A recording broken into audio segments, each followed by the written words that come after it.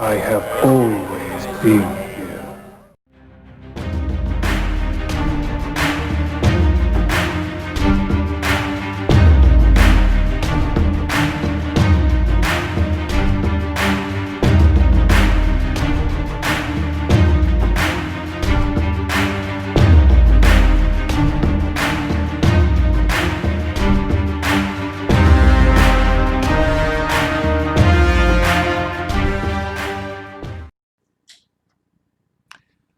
Greetings, everyone. It is the Ambassador coming at you with another movie review today. And this will be the third and final installment in my Halloween movie review series. Well, mini series. And today we are discussing the great John Carpenter. I know, I say great all the time, but I talk about great stuff on my channel. I don't talk about crappy stuff. I don't talk about stuff that makes everybody ticked off. At least I try not to. But today we're talking about the great John Carpenter classic, The Fog.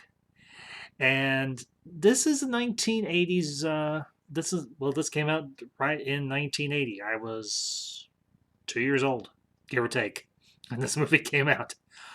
But honestly, this was like the second in a string of hits or successful films. At least I consider this a successful film from John Carpenter and his producer Deborah Hill. And this movie varies in tone very drastically from his previous works, particularly Assault on Precinct 13, and of course, Assault on Precinct 13, and of course, Halloween. Whereas with Halloween, this was more of a stalker slasher type of film. The Fog is a ghost story. It's very atmospheric. It's very haunting. It's very creepy and mysterious. It makes the hairs on the back of your neck stand up on end. It's that type of film. And honestly, this film actually does reunite Carpenter with a few people from, or at least one person from the Halloween production, specifically Jamie Lee Curtis. Now, in this film, Jamie Lee Curtis doesn't play as prominent a role. She's not the lead. Actually, Adrienne Barbeau, or anything, who was for a while, was involved with John Carpenter. She actually plays the lead and everything, and she plays the character of Stevie Wayne, who's actually a radio station operator and owner. And this story actually takes place in California, along a little coastal town called Antonio Bay. And the interesting thing about the story, as I already said, it's a ghost story, and it's a good one. And I think it's that type of movie that you want to watch on a really foggy night. And just a little side story of everything from my childhood. I would remember when I was a kid, and this movie would be on TV playing, and then we kind of lived out in the country a little piece and everything, where my childhood home was at, and we'd get these really thick fog banks that would move in, and I would look at my mom. I'd be talking to my mom and grandmother, be like, "This almost reminds me of that movie where there's the ghosts in the fog," and my mom would be like, "You're not wrong." But yeah, honestly, with this movie, you've got a top-notch cast, as I mentioned already. You've got Jamie Lee Curtis. You've got her mother, actually, Janet Leigh. For those of you who might not know, Jamie Lee Curtis is the daughter of the two really old school actors and everything. Obviously, Janet Leigh and Tony Curtis, which is where Jamie Lee Curtis kind of got her name. Well, created her name, her screen name, I guess you could say. You've also got an older actor and everything, Hal Holbrook, who had a fairly decent career off and on through like the 50s and 60s and into the 70s, who plays the character of Father Malone. Janet Leigh plays Mrs. Williams, who's a town official. And, well, if you ever watch this film, John Carpenter actually makes a cameo appearance. I won't say where, and I won't say as who. But if you ever watch this and you know what John Carpenter looks like, you'll spy him pretty quickly. But the really interesting thing about this film is, as I said, it's very atmospheric. It's got a very haunting quality to it. It kind of sets you on edge. But again, this and everything, as with many of John Carpenter's films, this was a low budget production. And that's by no means a dig or a derision or anything of it. Honestly, I think some of the best movies are oftentimes those that are made on a shoestring because you have to the production has to be so creative in how they make the movie. And obviously, being this was a 1980s movie, they had to get really creative with how they shot the special effects elements, particularly of the fog as it started to drift into the town, because there's a very dark history to the town of Antonio Bay, and this movie takes place within like a 48-hour time frame, give or take, and you really get a sense that something is amiss in this town. Like something is off and everything. And it almost kind of reminds me of a Edgar Allan Poe story or novella and everything. And actually, the interesting thing is there is a quote at the beginning of this film or anything from one of Poe's works. If I remember correctly, the quote is, "All that we see or seem is like a dream within a dream." Well, in this case, the fog is one of those nightmares that paralyzes you, absolutely scares you stiff. And I think that's one of the reasons why we come back to this movie around Halloween time or on those dark, foggy nights where you feel like you look at that fog bank and you're like, is there something moving in there? And in this case, there is something moving in the fog bank and everything in the movie.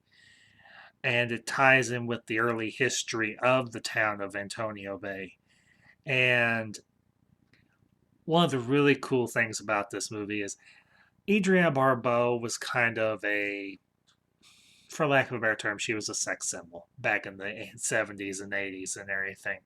And she had a sultry voice. I think that'd be a good descriptor and everything for her voice. She had a very, very sultry voice. And playing a person who owns a radio station, I think was a great bit of casting and everything for her in particular. And she's got a young son who's very energetic, very independent, very strong-willed, but a good kid, a good son. And this is a very tight knit community. You get the sense that this everybody kind of knows everybody else's business, but everybody's kind of keeps to themselves. They don't butt in unless they absolutely have to. And Jamie Lee Curtis's character actually plays a hitchhiker. She's an artist or anything who's hitchhiking her way up the coast or anything to Canada.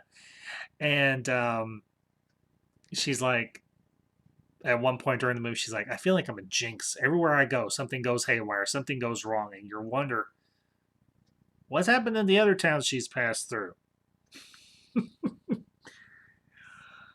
But, honestly, guys, um, this film obviously is a couple of decades old. It came, like I said, it came out in 1980.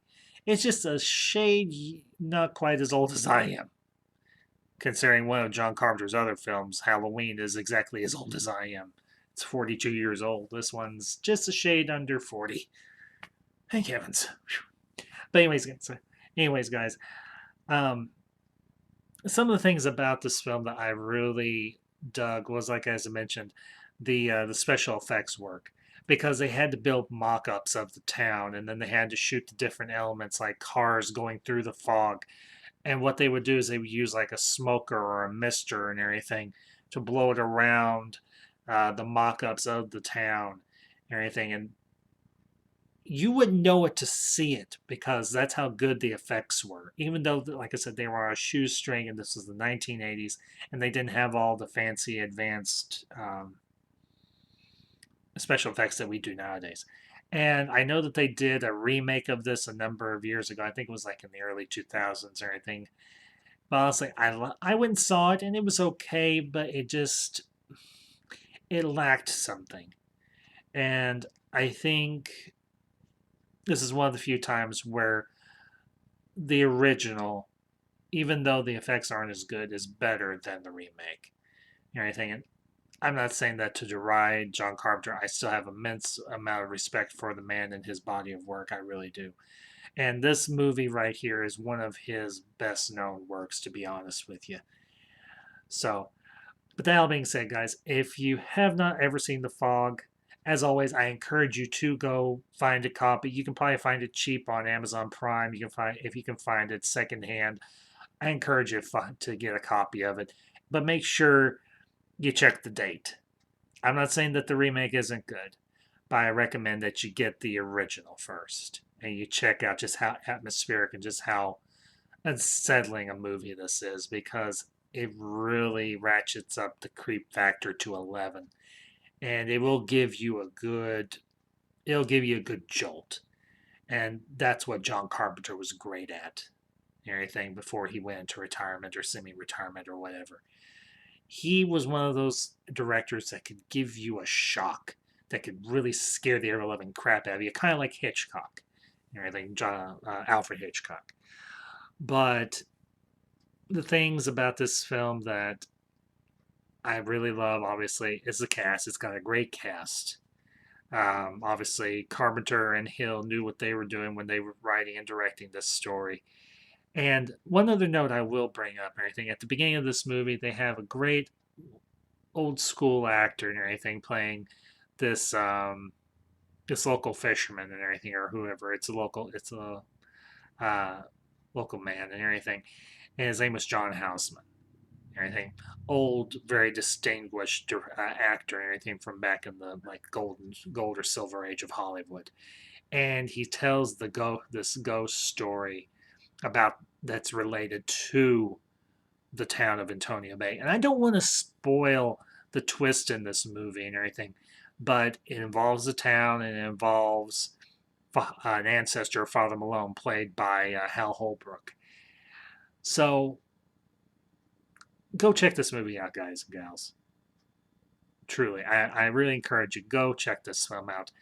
It is well worth your time, and regardless of the time of year, if as I've said before with the other reviews I've done for Young Frankenstein and for Sleepy Hollow, regardless of the time of year, it's a great movie to check out, either during the season of the witch or otherwise. So, but that all being said, guys, I hope you enjoyed this review. I know it's a little bit shorter, but I'm trying to keep these under a decent time frame and just give you the big bullet points, not spoil anything, so that you can go check out these films and everything that I'm talking about and everything. Because as I said, I think they're worth your time. But that all being said, if you enjoyed this review, smash that like button down below and share this out with your friends and anything, particularly if they've never heard of John Carpenter. Because Carpenter and, like I said, Mel Brooks and Tim Burton, these are all directors that do have done good work throughout their careers, whether they are still active or they have gone into retirement. And if you come across this video and you did enjoy this review, smash that subscribe button down below and become a part of this community, the ambassadorial wing. So, that being said, guys, y'all have a great day or a great night wherever you are. And of course, happy Halloween. And until next time, this is the Ambassador, signing off.